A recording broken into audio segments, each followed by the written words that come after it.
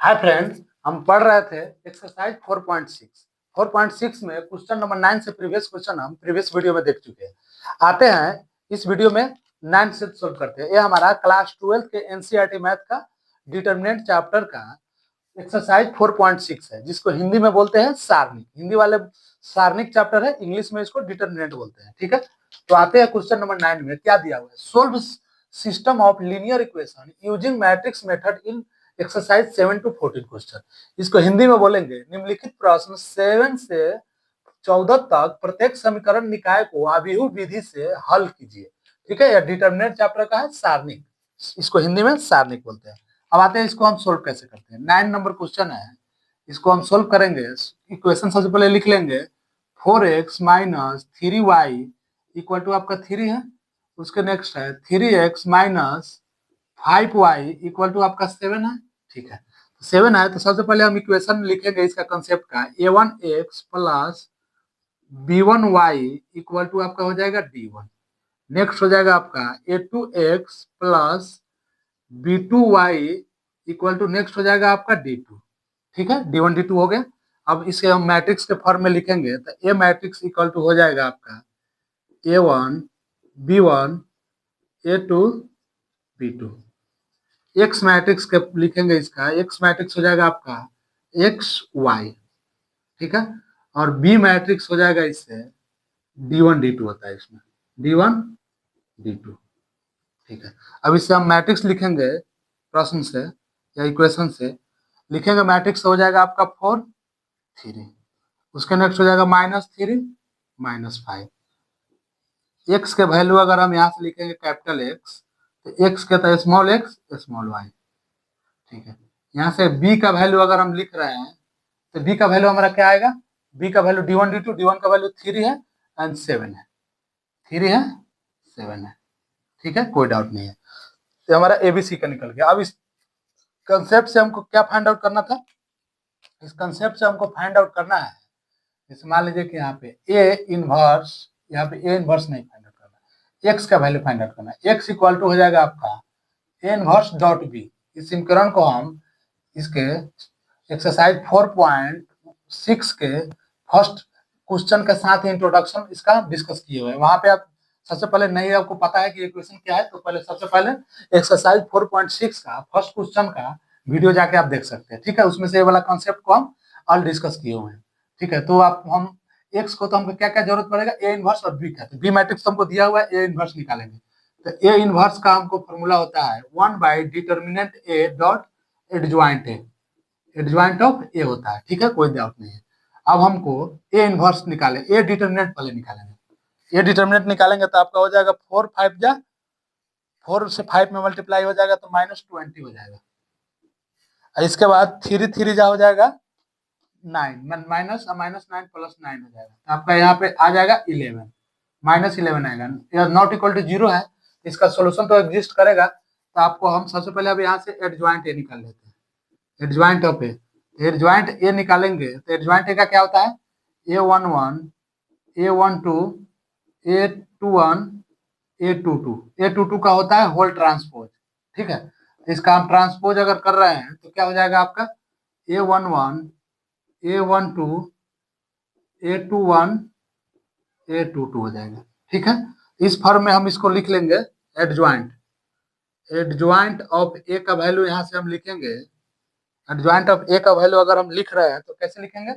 Adjoint A का value हम लिखेंगे तो कैसे लिखेंगे? आपको एडजॉइंट ए का हम एडजॉइंट 2x2 मैट्रिक्स के लिए एडजॉइंट निकालने का हम शॉर्ट ट्रिक सिखाए हुए आपको सिखाया है कि आपको डायगोनल मैट्रिक्स का पोजीशन चेंज हो जाएगा, ये दोनों आपस में एक्सचेंज हो जाएगा। ठीक है, अदर मैट्रिक्स का साइन चेंज हो जाएगा, ये दोनों का साइन चेंज होगा, तो हमारा डायरेक्ट एडजॉइंट निकल जाएगा। तो अब आते हैं क्या हो जाएगा? यहाँ पे -5 हो जाएगा, पोजीशन चेंज होगा। तो यहाँ पे क्या 3 है तो -3 हो जाएगा। इसका नेक्स्ट है क्या है आपका? -3 है तो सिंपल 3 हो जाएगा। उसके नेक्स्ट इसका -5 था तो इसका 4 हो जाएगा। ये हमारा आ गया एडजॉइंट मैट्रिक्स। ठीक है, कोई डाउट नहीं है। यहाँ पे आपका -5 हो जाएगा, यहाँ पे -3 हो जाएगा, यहाँ पे +3 हो जाएगा, माइनस है तो यहाँ पे 4 हो जाएगा। ठीक है, एडजॉइंट निकल गया तो इससे हम ए इनवर्स यहाँ से निकाल लेते हैं। ए इनवर्स निकालते हैं आपका तो 1/-11। ठीक है, A inverse equal to 1/-11 equal to 5 3 -3 4 हो जाएगा, कोई डाउट नहीं। ये हमारा तो ए इनवर्स निकल गया। अब आते हैं इक्वेशन से। इक्वेशन से आपका आएंगे तो x इक्वल टू क्या था, x इक्वल टू था ए इनवर्स डॉट बी था। तो हम यहाँ से x का वैल्यू लिखेंगे एक्स वाई, ठीक है, इक्वल टू ए इनवर्स का वैल्यू लिखेंगे, ध्यान से देखेंगे कहीं मिस ना हो।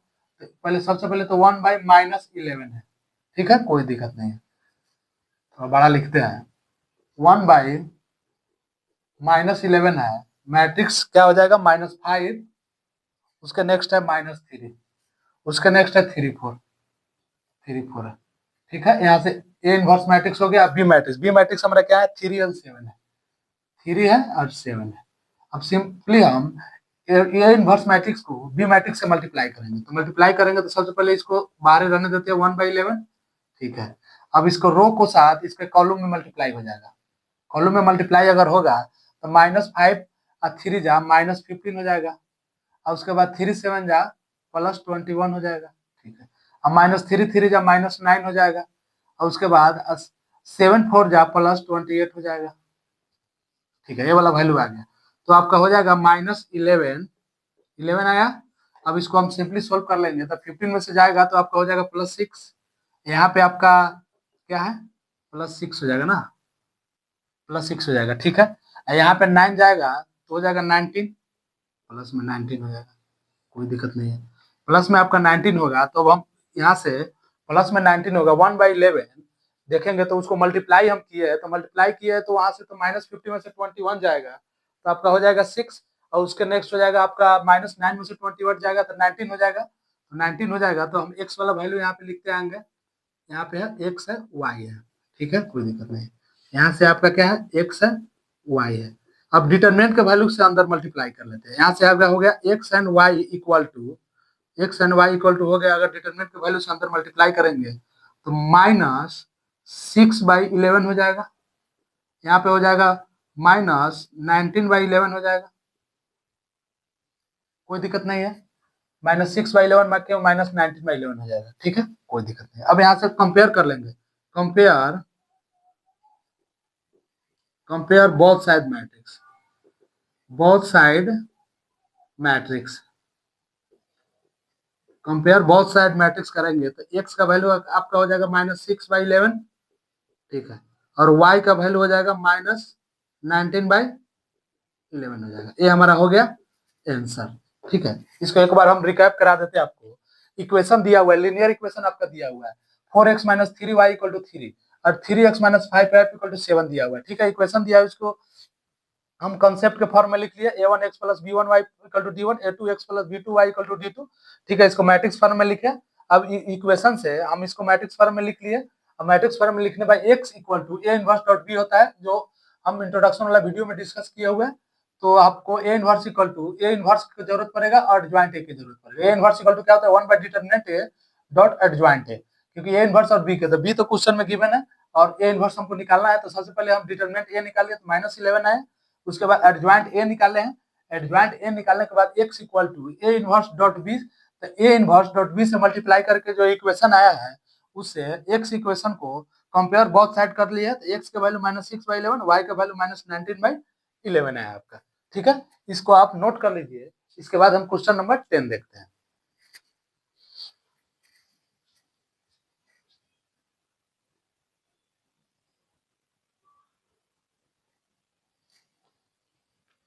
आते हैं क्वेश्चन नंबर 10 में। क्वेश्चन नंबर 10 भी लीनियर इक्वेशन से solve system of linear equation using matrix method in exercise 7 to 14, ठीक है। तो क्वेश्चन नंबर 10 भी x का वैल्यू फाइंड आउट करना है मैट्रिक्स मेथड से।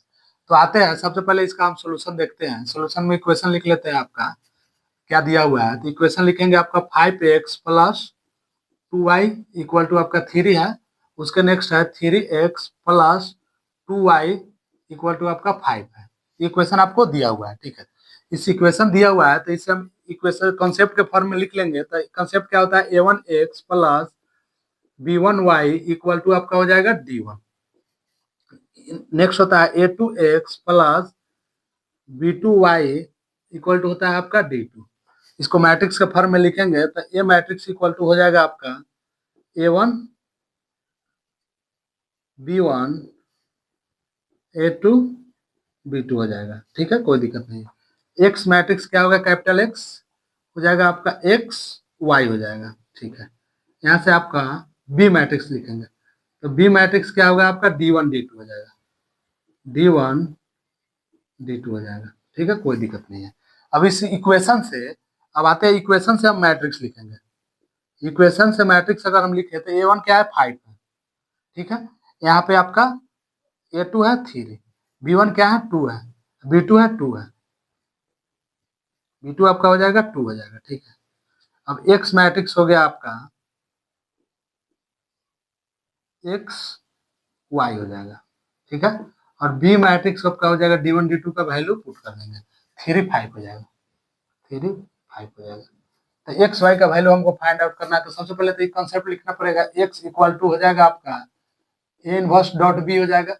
ए इनवर्स डॉट बी के, तो बी का तो वैल्यू हमको पता है, ए इनवर्स का वैल्यू निकालेंगे तो ए इनवर्स का फॉर्मूला क्या होता है, A inverse equal to 1 by determinant A dot adjoint A, adjoint of A होता है। तो हमको क्या जरूरत पड़ेगा, डिटर्मिनेंट ए और एडजॉइंट ए की जरूरत पड़ेगा। तो सबसे पहले हम डिटर्मिनेंट ए निकाल लेते हैं, तो ए कैसे निकालेंगे, हो जाएगा 5 से 5 टू जा हो जाएगा आपका 10 माइनस 3 टू जा 6 हो जाएगा, हमारा 4 आया, ये हमारा नॉट इक्वल टू 0 है, तो इसका सोल्यूशन तो एग्जिस्ट करेगा। अब एडजॉइंट निकाल लेंगे, adjoint of A equal to हमारा होता है, क्या होता है, A11 A12 A21 A22 का होल ट्रांसपोज, ठीक है। होल ट्रांसपोज आया तो इसको हमको ट्रांसपोज कर लेंगे। ट्रांसपोज बेसिकली होता है रो और कॉलम का इंटरचेंज हो जाएगा, हो जाएगा A11 A12 A21 A22, ये हमारा ट्रांसपोज है। तब यहाँ से हम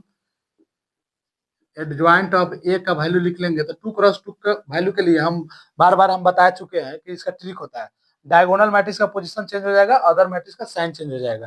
तो डायगोनल मैट्रिक्स का 5 का पोजीशन चेंज होगा तो आपका 2 हो जाएगा, और यहाँ पे 3 है तो इसका साइन चेंज होगा तो -3 हो जाएगा, 2 है तो -2 हो जाएगा, यहाँ पे आपका हो जाएगा 5। ये हम कैसे लिखे हैं, क्योंकि इसका ट्रिक होता है, ट्रिक यही होता है आपका, ये डायगोनल मैट्रिक्स है, एक दूसरे से इंटरचेंज हो जाएगा, ठीक है। और ये आपका अदर मैट्रिक्स है, नॉन डायगोनल मैट्रिक्स, इसका साइन अगर पॉजिटिव है, साइन चेंज हो जाएगा, चेंज, साइन इसका चेंज हो जाएगा। अगर पॉजिटिव है तो नेगेटिव होगा, नेगेटिव है तो पॉजिटिव हो जाएगा, ठीक है। तो एडजॉइंट ए का वैल्यू निकल गया, तो यहाँ से हम ए इनवर्स निकाल लेते हैं, A inverse equal to 1/4 determinant value dot, इसका हो जाएगा 2 -2 -3 5, ठीक है, कोई दिक्कत नहीं है।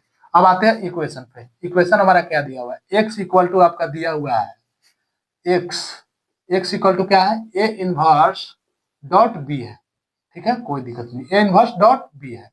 तो ए इनवर्स एक्स के वैल्यू तो हम लिख लेंगे, यहाँ पे एक्स का वैल्यू हमारे पे यहाँ पे है एक्स एंड वाई है, एक्स एंड वाई है, ठीक है, कोई दिक्कत नहीं है। यहाँ पे ए इनवर्स का वैल्यू लिखेंगे तो 1/4, डिटरमिनेंट को अभी बाहर रहने देते हैं। उसके बाद है क्या है, 2 है, -2 है, उसके बाद -3 है और 5 है, 5 है, कोई दिक्कत नहीं है। बी के वैल्यू यहाँ पे लिख लेंगे, बी का वैल्यू हमारा क्या है, 3 और 5 है, 3 और 5 है। और ए इनवर्स और बी इनवर्स का वैल्यू को हम मल्टीप्लाई कर लेते हैं, ए इनवर्स और बी के वैल्यू को हम मल्टीप्लाई करते हैं। तो सिंपली रो को कॉलम के साथ मल्टीप्लाई करेंगे, रो को कॉलम के साथ अगर मल्टीप्लाई करें, 2 3 जा हो जाएगा 6 और 2 5 जा हो जाएगा -10, 10 हो जाएगा, ठीक है, कोई दिक्कत नहीं। अब 3 3 जा हो जाएगा -9, अब 5 5 जा हो जाएगा +25 हो जाएगा, 25 हो जाएगा, कोई डाउट नहीं, दिक्कत नहीं। अब इसको हम सोल्व कर लेते हैं, तो 1/4 तो रहेगा बाहर, अब आपका हो जाएगा -4 हो जाएगा, और आपका यहाँ पे हो जाएगा क्या होगा, 16 हो जाएगा ना, 16, 9 जाएगा तो आपका हो जाएगा 16 हो जाएगा। अब इसे 4 से हम मल्टीप्लाई कर देते हैं, तो मल्टीप्लाई करेंगे तो आपका हो जाएगा -1 और यहाँ पे हो जाएगा 4 हो जाएगा, -1 और 4 हो जाएगा, ठीक है, कोई दिक्कत नहीं है। तब आते हैं हम यहाँ पे एक्स का वैल्यू लिखते आएंगे, एक्स एंड वाई है, ठीक है। यहाँ पे एक्स का वैल्यू लिखेंगे, एक्स और वाई है, ठीक है। यहाँ पे भी एक्स का वैल्यू लिखेंगे, इसको मैट्रिक्स को क्लोज कर लेते हैं, एक्स का वैल्यू हो जाएगा आपका एक्स एंड वाई। अब कंपेयर करेंगे, compare both side matrix, compare both side matrix करेंगे तो एक्स का वैल्यू तो हमारा -1 हो जाएगा, वाई का वैल्यू आपका 4 हो जाएगा, यहाँ लिखेंगे x इक्वल टू -1 और y इक्वल टू आपका क्या लिखेंगे 4 हमारा वैल्यू आया है। ये हमारा एक्स वाई का वैल्यू आ गया। ठीक है, ये हमारा हो गया आंसर आपका। इसको एक बार हम रिकैप करा देते हैं आपको। सिंपली लीनियर इक्वेशन दिया हुआ है, ठीक है, लीनियर इक्वेशन दिया हुआ है तो कंसेप्ट से हम लिख लिए लीनियर इक्वेशन। वहां से हम मैट्रिक्स का फॉर्म में लिख लिए, मैट्रिक्स का फॉर्म में लिखे हैं तो हमको एक्स का वैल्यू फाइंड आउट करना है। एक्स इक्वल टू होता है ए इनवर्स डॉट बी होता है, ठीक है। तो यहाँ पे ए इनवर्स का फॉर्मूला लिखे हैं क्योंकि हमको ए इनवर्स चाहिए, बी का वैल्यू तो गिवन है, ए इनवर्स चाहिए तो ए इनवर्स हम कर लिए। हमको डिटरमिनेंट ए चाहिए तो ए निकाल लिए डिटरमिनेंट। उसके बाद एडजॉइंट ए है तो ए निकाल लिए। ए निकालने के बाद हम इक्वेशन में पुट कर दिए हैं x equal to A inverse dot B. तो ए इनवर्स डॉट बी का वैल्यू हम ए इनवर्स से बी में मल्टीप्लाई कर लिया। मल्टीप्लाई करने के बाद हम कंपेयर बोथ साइड मैट्रिक्स कर लिए, मतलब x इक्वल टू इसके अपोजिट साइड मैट्रिक्स से कंपेयर करके हम उसका x और y का वैल्यू फाइंड आउट कर लिए। ठीक है, इसके साथ आप इसको नोट कर लीजिए। नोट करने के बाद हम क्वेश्चन नंबर 11 से नेक्स्ट वीडियो में डिस्कस करेंगे। ठीक है, इसको क्वेश्चन नंबर 10 तक ही यहाँ इस वीडियो में रहने देते हैं। यहाँ पे कोई भी डाउट हो आपको तो आप कमेंट सेक्शन में कमेंट कर सकते हैं। इस चैनल पे आपको NCERT, RD. Sharma and Lucent का भी हम नेक्स्ट आगे चल के हम इस पे ऑल चैप्टर को हम डिस्कस करने वाले हैं। ठीक है, तो सबसे पहले तो हम एनसीईआरटी स्टार्ट किए हैं, तो एनसीईआरटी हम पहले इंड हो जाएगा क्लास 12 का, उसके बाद हम 11th से स्टार्ट करेंगे, उसका भी इंड होगा, उसके बाद हम आर.डी. शर्मा स्टार्ट करेंगे। ठीक है, तो इसको आप नोट कर लीजिए। नोट करने के बाद हम क्वेश्चन नंबर 11 से नेक्स्ट वीडियो में देखते हैं। चलिए, थैंक यू।